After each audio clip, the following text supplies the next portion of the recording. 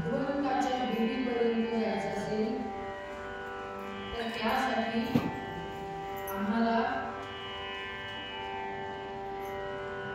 संतांच्या मार्गावरती चालणं गरजेचं आहे. कारण असं आहे की जीवनामध्ये जर आम्हाला सुख हवं असेल तर संतांनी जो मार्ग आम्हाला सांगितला त्या मार्गावरती आम्ही चालणं हे आमचं आद्य कर्तव्य आहे. आणि आयुष्यामध्ये जर आम्हाला काही चांगलं प्राप्त करायचं असेल तर त्यासाठी सुद्धा आम्हाला संतांनी केलेले उपदेश हे पदोपदी उपयोगाला येतात. म्हणून आम्हाला सुख मिळतं का? कालच्या वर्गात आपण बघितलं आम्हाला सुख मिळतं, पण ते मिळालेलं सुख आम्ही जास्ती काळ टिकवून ठेवत नाही. साधं उदाहरण आहे, आम्हाला अनेक गोष्टी आयुष्यामध्ये चांगल्या मिळत असतात, मिळत नाही असातला भाग नाही. आम्ही आमच्या कष्टांनी आणि आमच्या कर्मांनी आम्ही चांगल्या गोष्टी मिळवतो, पण त्या मिळालेल्या गोष्टी आम्ही किती टिकवतो हा विचार करणं फार गरजेचं आहे. अनेक गोष्टी आयुष्यामध्ये आम्हाला चांगल्या मिळत असतात, आम्हाला सुख अनेक वेळेला मिळत असतं, मिळत नाही असातला भाग नाही, पण ते जे मिळालेलं सुख आहे ते सुख फार काळ टिकत नाही. समर्थांनीच सांगितले की सुख पाहता जवा पाडे दुःख पर्वता एवढे, हे मनुष्याच्या आयुष्याचं गरीब आहे. पण ते जे सुख जे जवा पाडे आहे ना ते सुख सुद्धा आम्हाला डोंगराप्रमाणे मिळतं. पण कधी मिळतं?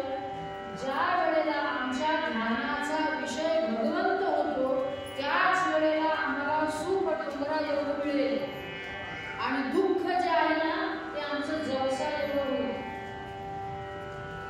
आम्ही आमच्या ध्यानाच्या विषयांमध्ये अनेक विषय असतात, पण भगवंताच्या विषयी आमच्या मनामध्ये आम्ही ध्यान कधीच करत नाही. गोसावीनंदन स्वामी महाराज हेच सांगतायत की तुम्ही ध्यान करा. आम्ही ध्यान करतो की हो, पण आम्ही विषयांचं ध्यान करतो.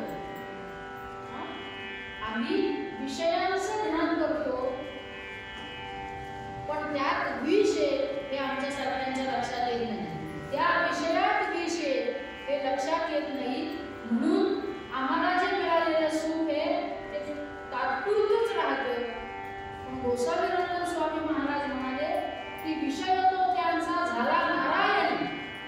आमचा विषय नारायण झाला पाहिजे, भगवंत झाला पाहिजे, तर आम्हाला मिळणारं सुख हे शाश्वत सुख असेल. त्या सुखामध्ये कधीही कमतरता पडणार नाही.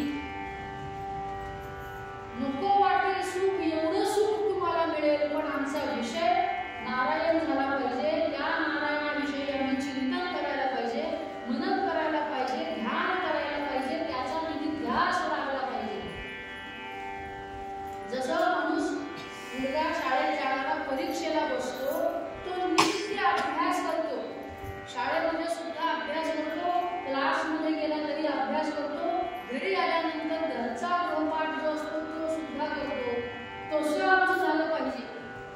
आम्ही नित्य त्या भगवंताच्या विषयीच मनामध्ये चिंतन करायला हवं. म्हणून गोसावीनंदन स्वामी महाराजांनी अभंगामध्ये लिहिताना अभ्यासपूर्वक लिहिलं की देव गजानन ध्यायी. कोणाचं ध्यान करायचंय? देवाचं करायचंय. पण कुठल्या देवाचं करून? तर गजाननाचं ध्यान करा. काल आपण मी पूर्ववर्गामध्ये ध्यान हे सगळं बघितलं. आज आपल्याला ज्या स्वरूपाचं गोसावीनंदन स्वामी महाराज ध्यान करा असं सांगताय, त्या गजाननाचं स्वरूप काय आहे ते स्वरूप आम्हाला बघायचं. सुरुवात त्या गणेशाच्या स्वरूपाची जर बघितलं तर जे भारत प्रदेश आहे तो विस्तीर्ण असा, त्याच्या जर तुम्ही खाली आलात तर जे डोळे आहेत ते डोळे अतिशय सूक्ष्म आहेत, बारीक डोळे आहेत. दृष्टी ही अतिशय सूक्ष्म आहे. कशासाठी?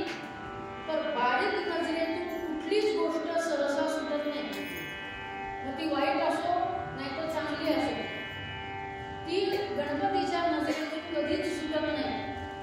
असे सूक्ष्म दृष्टी आहे आणि सूक्ष्म दृष्टी असली की लांबचं सुद्धा चांगलं दिसतं.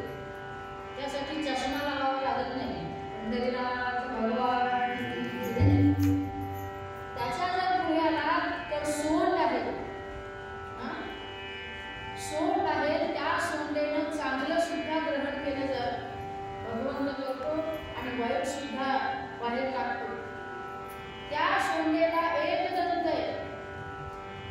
त्याच्यानंतर जे कान आहेत ना ते कान सुपाप्रमाणे, भगवंताचे जे कान आहेत, कर्ण आहेत ते सुपाप्रमाणे आहेत. का सुपाप्रमाणे आहेत? तर सुपामध्ये आता इकडच्या सगळ्यांना माहिती, सूप ज्या वेळेला आपण त्या धान्य पाकडतो त्यावेळेला जे चांगलं नाहीये ते बाहेर टाकलं जातं आणि जे चांगलं आहे ते सुपात राहतं. भगवंताचे कान सुद्धा या पद्धतीचेच आहेत. जे चांगलं आहे ना ते भगवंत ग्रहण करतो आणि जे चांगलं नाहीये ते जे वाईट आहे ते बाहेर टाकतो. म्हणून सुपाप्रमाणे भगवंताचे कान आहे. 4 हात भगवंताला आहे. मागचे जे 2 आहेत त्या 2 हातांमध्ये आयुध धारण केलेली आहेत. ती कुठली आयुध धारण केलेली आहे? तर पाशांकुश. अंकुश ज्याच्या हातामध्ये त्यांनी धारण केलेला आहे आणि पाश, ज्या पाशामध्ये आम्ही राहतो त्या पाशातून मुक्त करणारा असा तो पाशांकुश हे आयुध भगवंतांनी हातामध्ये धारण केलेले आहेत. पुढचे जे 2 हात आहेत, एक हात तुम्हा आम्हाला अभय प्रदान करणार आहे, वरदान देणार आहे, आशीर्वाद देणार आहे. आणि जो दुसरा हात आहे तो हात त्या हातावरती मोदक ठेवण्यासाठी हात कायम मोकळा ठेवलेला आहे. मी एका हाताने देतोय, तुम्ही दुसऱ्या हाताने माझ्या हातावरती ठेवा असं सूचित करणारा तो डावा हात. त्याच्यावरती मोदक ठेवलेले आहे. मोदक कशाचं स्वरूप आहे? मोदक पंचप्राणाचं स्वरूप आहे. आणि म्हणून तो भगवंताला मोदक आवडतो. तो मोदक कसा द्यायचा आहे भगवंताला माहिती आहे? आमच्याकडे असणारे पंचप्राण जे आहेत ना आणि त्या पंचप्राणांमध्ये असलेला जो आत्मा आहे ना ते म्हणजे सारणी म्हणतात.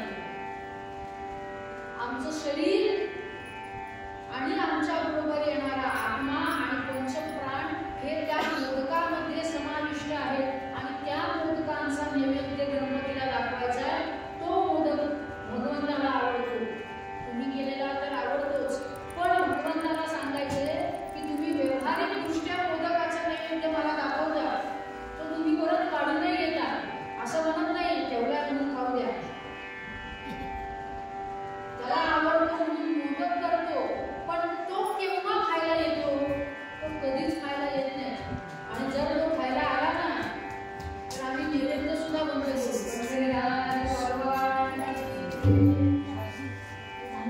भगवंताला मोदक हा पंचप्राण आणि त्यामधलं जे सारण आहे ते आत्मा मन हे सगळं समर्पित करायचे म्हणून तो मोदक आहे.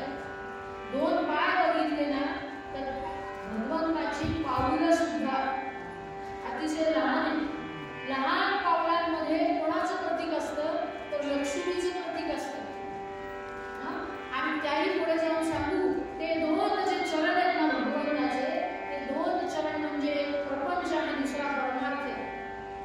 प्रपंच करत असतानाच परमार्थ सुद्धा साधला जातो. ते कोणाच्या चरणी? तर ते गजाननाच्या चरणी. अहो इतकंच नाही तर भगवंताचं जे उदर आहे ना ते लंबोदर आहे.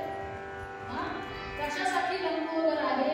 आम्ही केलेली सगळी पापं तो आपल्या पोटात घेतोय म्हणून ते उदर लंबोदर आहे.